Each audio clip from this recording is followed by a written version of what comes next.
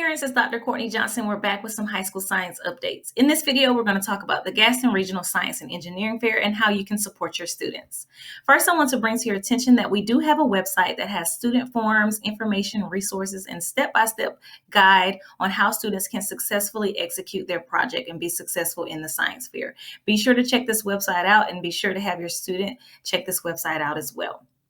As we go through today's video, we're going to talk about what students are going to be doing in their project. First, they're going to choose a topic that is interesting to them. It's testable. It follows the rules and guidelines that are outlined on the website that I just mentioned, and that it can be completed in the timeline given to them from their teacher.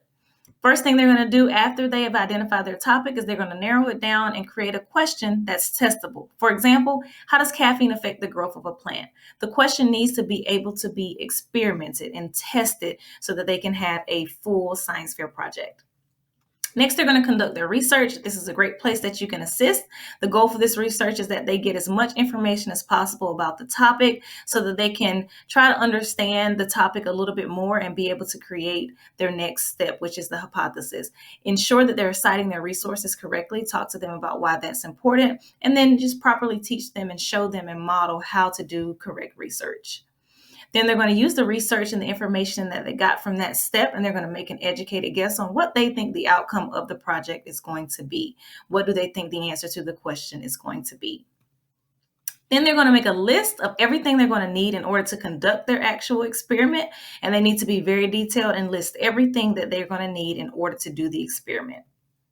And then they're going to write out their procedures. What is it that they're doing step by step? How are they going to test the question that they identified before they even started their research? So they should only be testing for one variable. They're going to want to write down, again, step by step instructions on how to complete the experiment.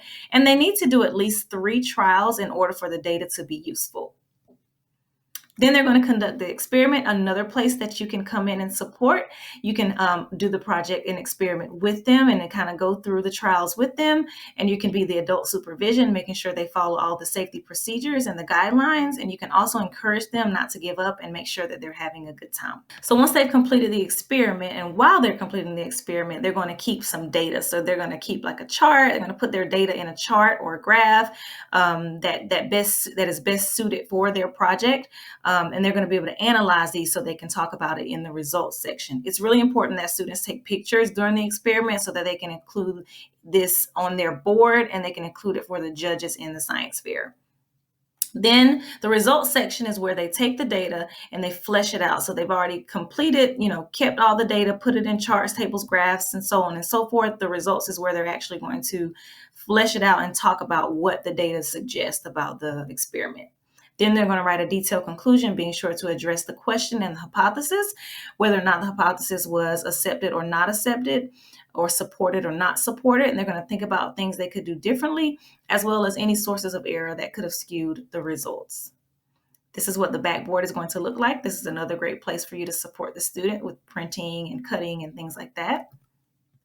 And here are just some parent do's and don'ts. Do make time to assist your child. Do make sure that you help them follow the safety protocols, rules, and procedures. Make sure they're in regular contact with their teacher so that they can get feedback and make sure they're following the deadlines. Give them some encouragement, some support. Let them practice presenting their project in front of you before they get to the judges. Help them build that confidence and their pride about their work, and then reach out to the teacher if there are any major questions or concerns. Don't do any of the work for them, because if whoever's doing the work is doing the learning, make sure that students have you as a support and you don't feel like you have to be an expert. Make sure they complete it and following the guidelines. Don't stress the reward or the outcome, but stress the experience that they're going through. Don't let the project be the end all be all.